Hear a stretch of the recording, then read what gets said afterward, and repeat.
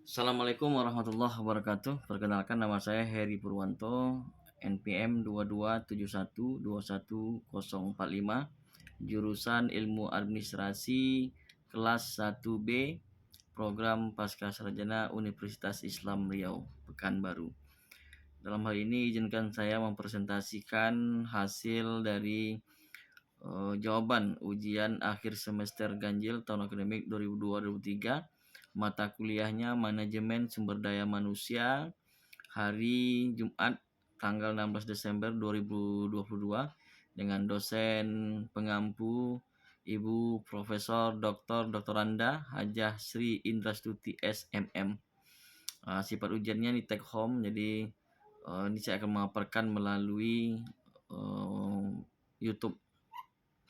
Yang pertama, apa saja faktor yang mendukung kinerja pegawai pada instansi tempat saudara bekerja, dan jelaskan bagaimana pengaruhnya terhadap kepuasan kerja pegawai. Nah, ini untuk itu saya akan memaparkan yang pertama, yaitu faktor-faktor yang mempengaruhi kinerja karyawan. Yang pertama, faktor itu adalah pemimpin dari perusahaan itu. Jadi faktor yang paling pertama ini dapat mempengaruhi kinerja karyawan adalah pemimpin dari perusahaan tempat kita bekerja. Artinya, jika pemimpin memiliki peranan penting dalam sebuah perusahaan, yaitu memberikan motivasi kepada kita dan kepada karyawan, dan memberi arahan kepada seluruh karyawan agar dapat memberikan hasil yang terbaik untuk perusahaannya. Nah, bayangkan ya, jika kita berada pada posisi karyawan dan memiliki pemimpin yang sifatnya seperti bos, dan hanya memberikan tugas tanpa arahan yang jelas dan tanpa ada motivasi, tentu nantinya akan mengganggu kenyamanan karyawan yang berada di perusahaan tersebut dan akan mengalami penurunan semangat dalam bekerja, dan bahkan sampai ada yang memutuskan hubungan kerjanya dalam waktu yang sebentar saja. Nah, ini faktor pertama yang mempengaruhi kinerja karyawan, yaitu pemimpin perusahaan. Dalam hal ini pimpinan perusahaan Adira Finance cukup piawai dalam memimpin perusahaan ini. Nah, yang kedua, adanya jenjang karir. Nah, ini jenjang karir ini merupakan salah satu faktor yang dapat mempengaruhi kinerja karyawan. Dengan adanya jenjang karir, pasti karyawan akan merasa aman dan nyaman dalam bekerja di sebuah perusahaan karena mereka dapat memiliki tambahan penghasilan dan juga pengalaman kerja yang baik. Nah, dalam hal ini juga perusahaan Adira Finance sangat transparan dan selalu melakukan promosi jabatan dengan jenjang karir yang jelas, dan itu selalu mempromosikan orang-orang yang berada di internal itu sendiri. Jadi rata-rata Adira Finance itu mempromosikan dan jenjang karirnya jelas, rata-rata dari bawah semua untuk mencapai ke level up. Nah, yang ketiga yaitu lingkungan kerja. Jadi lingkungan kerja itu juga mempengaruhi kinerja karyawan. Kerja karyawan juga dapat dipengaruhi lingkungan tempat mereka bekerja. Apabila karyawan tersebut bekerja di lingkungan kurang suportif dan bahkan memiliki rekan kerja yang tidak bisa diajak untuk bekerja sama, maka hal tersebut akan membuat karyawan menjadi cepat jenuh dan kehilangan motivasi untuk menyelesaikan tugas serta tanggung jawabnya. Tanggung jawab sebagai lingkungan kerja juga sangat berpengaruh terhadap efektivitas kinerja karyawan. Nah, yang keempat yaitu beban pekerjaan. Nah, dalam hal ini Adira selalu memberikan target kerja itu rasional sesuai dengan masa kerja contohnya, dan pencapaian itu ada pencapaian minimal, dan itu semua rata-rata hampir 90% achievement, artinya capai target. Jadi beban kerja juga mempengaruhi kinerja karyawan karena pekerjaan yang bisa jadi terlalu banyak atau melebihi dari kapasitas dari yang semestinya. Maka selaku atasan harus mampu mengetahui seberapa besar kemampuan dari masing-masing karyawannya dalam mengerjakan sesuatu pekerjaan dan memberikan pekerjaan tersebut sesuai dengan porsinya. Nah, yang kelima yaitu kemampuan individual. Jadi kadangkala seorang karyawan itu bisa saja mengalami kesulitan ya untuk menyelesaikan pekerjaan yang telah diberikan karena adanya keterbatasan kemampuan. Selain itu, mungkin saja karyawan tersebut belum pernah mengerjakan tugas tersebut sehingga mereka tidak mengerti apa yang harus dan bagaimana untuk menyelesaikannya. Nah, dalam hal ini Adira Finance itu memfasilitasi karyawannya dengan program training atau workshop yang dapat membantu mengembangkan potensi dalam diri mereka. Dengan adanya program training, maka karyawan itu akan merasa lebih yakin dan percaya diri dalam menyelesaikan seluruh tugas yang dimandatkan atau diberikan kepadanya. Dan dalam hal ini, Adira Finance selalu melakukan Jumat edukasi dengan cara sharing dan upgrade knowledge setiap Jumat untuk mengupdate memo-memo yang terbaru atau aturan-aturan baru untuk menunjang kinerja di lapangan. Nah, yang keenam yaitu fasilitas perusahaan. Fasilitas perusahaan ini juga jangan dianggap sepele. Kenapa? Ketersediaan fasilitas perusahaan dalam menunjang karyawan selama bekerja itu sangat penting, seperti fasilitas kesehatan, jaminan hari tua, jaminan keselamatan kerja atau safety, dan ketersediaan meja, kursi, dan fasilitas-fasilitas yang lainnya yang layak pakai atau sirkulasi udaranya, pencahayaan, komputer yang digunakan, jaringan yang dipakai gitu ya. Jadi sistem keamanan itu sangat dibutuhkan oleh karyawan agar mereka dapat bekerja dengan nyaman. Nah, yang ketujuh yaitu bonus reward bagi karyawan yang berprestasi. Ini faktor yang dapat mempengaruhi kinerja karyawan adalah bonusnya. Dengan adanya bonus ini karyawan diharapkan mampu ini meningkatkan kinerjanya. Nah, kenapa? Karena mereka merasa diapresiasi atas seluruh kerja kerasnya dan mereka akan semakin termotivasi untuk bekerja lebih giat lagi. Nah, dalam hal ini perusahaan Adira Finance juga sama, memberikan insentif yang cukup fantastis dan memberikan dengan sistem gradasi dan memberikan reward baik itu perjalanan dalam negeri maupun perjalanan di luar negeri, dan ini diberikan kepada karyawan yang mempunyai atau yang pencapaian target maksimumnya melebihi dari achievement atau mencapai dari target yang ditentukan. Ini makanya siapa yang mendapatkan target tertinggi ini akan mendapatkan reward dan bonus. Nah, lebih uniknya lagi untuk yang itu level staff ya. Yang level SVP adalah finance yang masa kerja di atas 5 tahun dan status karyawan atau status jabatannya itu telah permanen, maka akan diberikan fasilitas seperti perabot ya, fasilitas rumah dinas, fasilitas bukan rumah kontrak tapi uangnya itu ditanggung oleh perusahaan. Dan apabila masa kerja 5 tahun dengan penilaian kerja mendapatkan nilai A, maka ini akan diberikan bonus seperti MOP, jadi motor operasional.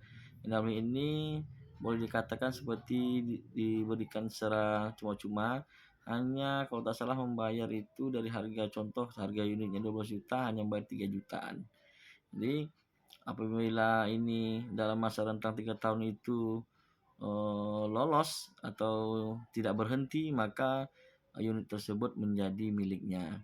Tapi apabila melakukan resign dalam rentang 3 tahun itu, maka si karyawan tersebut wajib membayar cash seharga unit pada tahun yang berjalan. Nah, itu fasilitas atau reward yang diberikan oleh Adira Finance kepada level SVP sehingga harapan dari perusahaan adalah dapat lebih meningkatkan loyalitasnya dan motivasi kerjanya agar termotivasi untuk mencapai atau lebih giat lagi untuk bekerja sesuai dengan capaian perusahaan. Nah, ini atau bisa memberikan bonus baik insentif maupun hadiah barang yang dapat digunakan oleh karyawan itu. Nah, itu sama, yaitu Adira Finance memberikan juga dalam berbentuk barang atau handphone atau apa itu dilakukan ya. Nah, yang poin B, faktor apa saja yang mendukung komitmen organisasi pada instansi tempat saudara bekerja, jelaskan bagaimana pengaruhnya terhadap budaya organisasi. Nah, saya kutip nih ya dari menurut Pak Siswanto tahun 1997 dalam buku MSDM, buku manajemen sumber daya manusia strategik, Ibu Prof. Dr. Teranda Hajah Sri Indrastuti SMM. Yang pertama yaitu kebanggaan terhadap organisasi, keinginan kuat karyawan untuk tetap memelihara sebagai anggota organisasi perusahaan dengan tidak melakukan tindakan fraud atau pelanggaran dan menjaga nama baik perusahaan baik internal maupun internal. Nah, ini karyawan merasa bangga terhadap perusahaannya dengan tidak melakukan kegiatan-kegiatan yang membuat citra buruk dari perusahaan itu sendiri. Yang kedua, kesediaan untuk berkorban bagi organisasinya. Jadi keinginan karyawan untuk berusaha keras sesuai dengan organisasi perusahaan. Nah, ini dalam hal ini perusahaan Adira itu terbukti bahwa karyawan Adira itu bekerja dengan loyalitas tanpa batas, tanpa memperhitungkan jam kerja demi tercapainya target pribadinya dan target perusahaan tentunya, dan itu mempunyai juga kompensasi yang sesuai dengan kinerjanya karena tidak ada usaha yang mengkhianati hasil ya. Jadi ketiga, kesetiaan terhadap organisasi. Karyawan mempunyai keyakinan dan berusaha menerima nilai dan tujuan perusahaan. Dan karyawan mengekspresikan perhatiannya terhadap organisasi dengan keberhasilan serta kemajuan berkelanjutan. Nah, ini juga terbukti ya dengan loyalitasnya, bahwasanya banyak karyawan-karyawan Adira itu yang setia terhadap perusahaannya, itu dibuktikan dengan produktivitas kerjanya masih tetap dan mempunyai masa kerja di atas 10 tahun. Nah, ini salah satu bukti loyalitas dan setia terhadap organisasinya. Nah, itu yang mendukung komitmen organisasi ya. Nah, yang selanjutnya yaitu faktor-faktor yang mendukung komitmen organisasi. Yang pertama, untuk promosi jabatan itu lebih mengutamakan dari internal dan dari cabang itu sendiri. Nah, ini yang dilakukan oleh Adira. Untuk promosi jabatan itu lebih memprioritaskan dari internal cabang tempatan tersebut. Yang kedua, pupuk kebersamaan dengan intens, yaitu melakukan pertemuan-pertemuan atau briefing-briefing atau pertemuan-pertemuan dengan tim, dan ini selalu dilakukan intens setiap bulannya. Nah, tujuannya adalah untuk membina kebersamaan. Yang ketiga itu menciptakan suasana dan lingkungan kerja yang harmonis dan profesional. Jadi yang keempat, menumbuhkan rasa cinta dan bangga terhadap perusahaan. Nah, jadi dimanapun kita bekerja, jadi kita harus bangga terhadap perusahaan yang kita ini. Jadi seperti yang selalu digaungkan ini, apapun profesi dan lokasi kita bekerja saat ini, maka yang perlu kita lakukan adalah menghargai dan mencintai pekerjaan itu. Dan yang kelima yaitu dengan cara meningkatkan motivasi karyawan. Nah, ini akan faktor-faktor yang mendukung komitmen organisasi. Nah, menurut Derajat dan Rosidah tahun 2012 menyatakan bahwa ada hubungan yang signifikan antara budaya organisasi dengan komitmen organisasi. Bahwa dengan adanya budaya organisasi, maka akan sangat berperan sebagai salah satu pemicu tumbuhnya komitmen organisasi karyawan. Yang kedua soalnya yaitu kenapa organisasi melakukan regenerering dan restrukturisasi dan apa yang membedakannya masing-masing. Berikan contoh organisasi yang melakukan restrukturisasi dan regenerering untuk organisasi profit motif dan sosial motif. Kenapa demikian dijelaskan. Nah, baik, saya akan mengutip kembali dari bukunya Manajemen Sumber Daya Manusia Strategik, bukunya Bu Prof. Dr. Randa Hajah Indra Suci SMM, yang menyatakan bahwa regenerering itu adalah perubahan secara drastis ya. Bagaimana cara anggota organisasi menyelesaikan cara kerja mereka dalam perusahaan. Regenerering ini juga diartikan sebagai suatu bentuk inovasi dalam proses atau perencanaan, visi strategik dan strategi kompetitif visi organisasi perusahaan. Nah, biasanya perusahaan-perusahaan yang melakukan regenerering ini adalah perusahaan yang sedang mengalami masalah besar atau pada perusahaan yang belum mengalami kesulitan. Namun untuk antisipasi akan terjadinya kesulitan dan perusahaan ini tidak mengalami kesulitan namun sedang berada pada puncak. Nah, ini biasanya perusahaan yang melakukan regenerering ini adalah perusahaan yang pertama sedang mengalami masalah besar atau perusahaan yang belum mengalami kesulitan namun sebagai langkah preventif akan terjadinya kesulitan sehingga perusahaan tersebut atau perusahaan yang tidak mengalami kesulitan tapi berada sedang di puncak gitu. Nah, contoh organisasi yang melakukan regenerering itu yaitu seperti grup Astra. Nah, Federal Motor itu memutuskan menjalankan regenerering setelah melihat banyaknya persoalan internal yaitu membelit perusahaan. Meskipun bisnis utamanya tidak memiliki masalah, produk utama perusahaan ini adalah sepeda motor yang selalu merajai pasar. Namun masalah utama yang selalu dihadapi pihak manajemen adalah kurangnya sinkronisasi antara pihak pemasaran. Melihat gejala yang tidak sehat ini, maka diusulkan kepada manajemen untuk mengadakan perubahan radikal terhadap keempat perusahaan terdapat di Federal, mulai dari perakitan, pabrik mesin, pabrik stamping, sampai ke subkontraktornya yang harus di-regenerering secara bersama. Nah, yang kedua yaitu restrukturisasi. Nah, menurut Mardianto, restrukturisasi itu adalah perubahan struktur organisasi sebagai akibat dari ekspansi dan kontraksi usaha.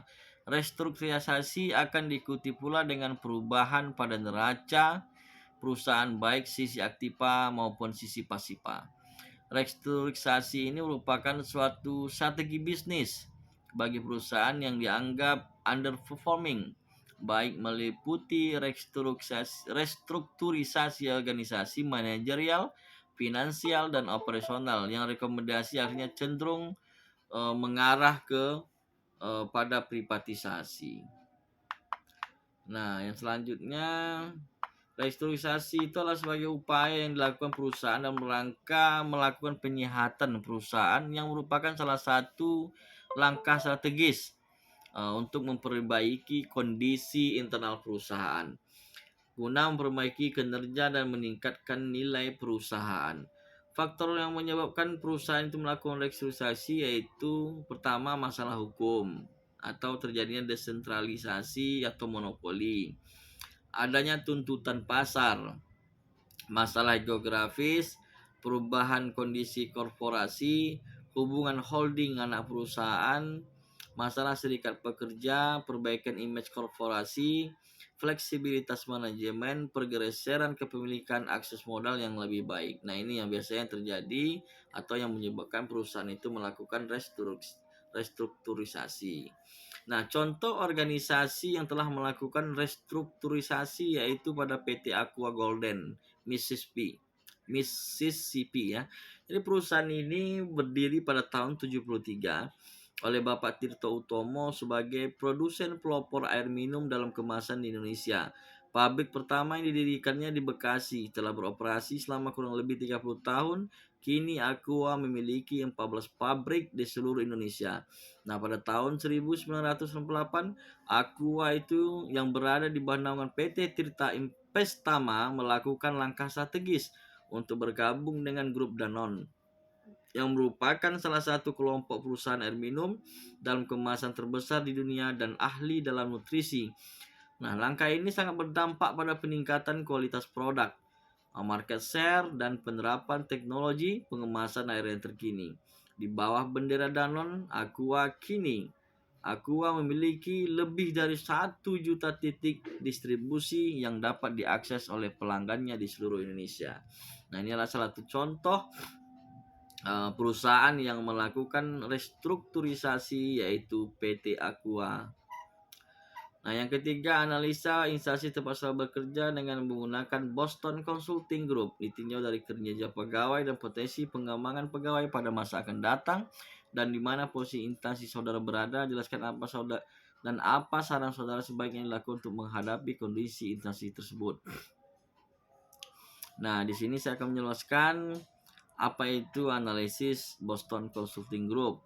Analisis Boston Consulting Group (BCG) atau dalam kurung BCG adalah suatu metode analisis. Boston Consulting merupakan metode yang digunakan dalam menyusun suatu perencanaan unit bisnis strategis dengan melakukan pengklasifikasian terhadap potensi keuntungan perusahaan.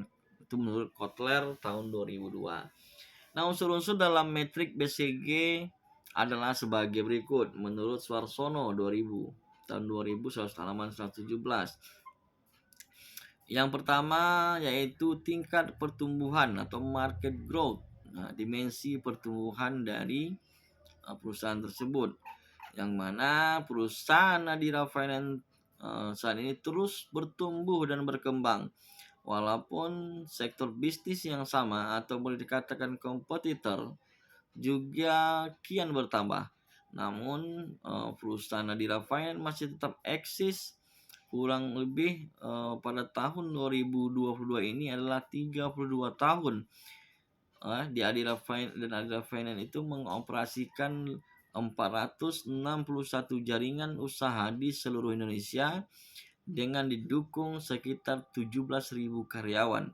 Nah, untuk melayani 1,8 juta pelanggan atau konsumen dengan jumlah piutang yang dikelola mencapai 41,1 triliun.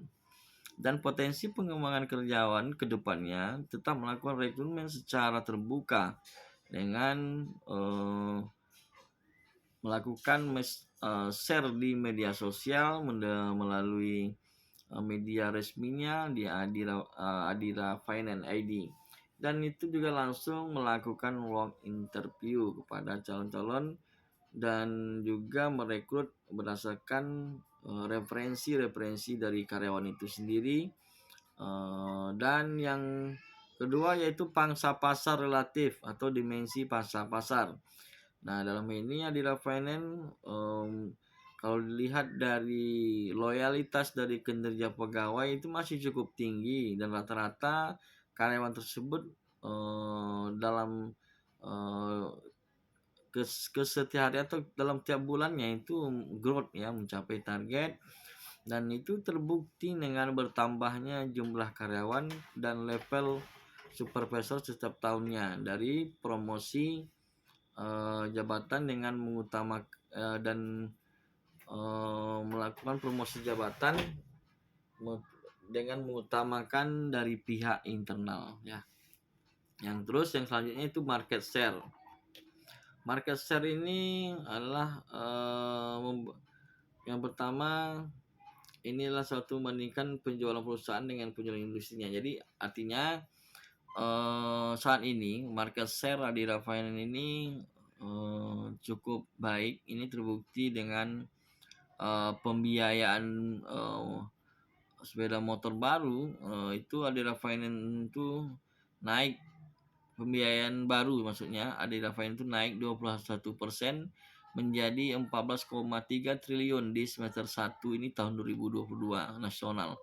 Nah, pangsa pasar perseroan di segmen sepeda motor baru naik 9,2%. Sedangkan market share Adira Finance di segmen mobil baru itu stabil di angka 3,8% dan membukukan pembiayaan baru sejumlah 14,3 triliun rupiah. Artinya market share Adira Finance secara nasional tumbuh sebesar 21%. Artinya market share Adira Finance masih baik dan mengalami kenaikan. Nah, saran yang perlu perhatikan yang pertama adalah perlu meningkatkan atau adanya perbaikan untuk meningkatkan kesetiaannya terhadap mitra-mitra ya dealer. Jadi kalau Adira Finance ini kan mitranya dealer. Jadi harapannya perusahaan Adira Finance itu lebih atau lebih meningkatkan lah, karena selama ini juga relasinya telah cukup baik, terbukti dengan kontribusi dari dealer rekanan itu memberikan kontribusi kepada Adira Finance. Dan yang perlu yaitu pertama menjaga dan sekaligus meningkatkan kesetiaan terhadap mitranya dengan mengetahui kebutuhan-kebutuhan yang diinginkan oleh para mitra. Nah, ini harus pandai membaca situasi apa yang dibutuhkan oleh mitra. Dan yang kedua, Adira Finance harus konsisten memberikan jenjang karir pada karyawannya dengan mengutamakan karyawan-karyawan yang berpotensi untuk dijadikan level up. Nah, jadi promosi jabatan untuk karyawan yang berkompeten dan memberikan karyawan pilihan untuk melakukan job opening sesuai dengan bidang keahliannya dan memberikan tetap memberikan bonus-bonus yang lebih menarik lagi apabila ada karyawannya yang mencapai target. Dan terakhir yaitu tetap menjaga karyawan dan mitranya dengan memberikan kenyamanan dalam pelayanan. Itu saja dari saya untuk menjawab dari pertanyaan ujian akhir semester ganjil ini dalam mata kuliah MSDM. Terima kasih. Lebih dan kurang saya mohon maaf. Wabillahi taufiq wal hidayah. Wassalamualaikum warahmatullahi wabarakatuh.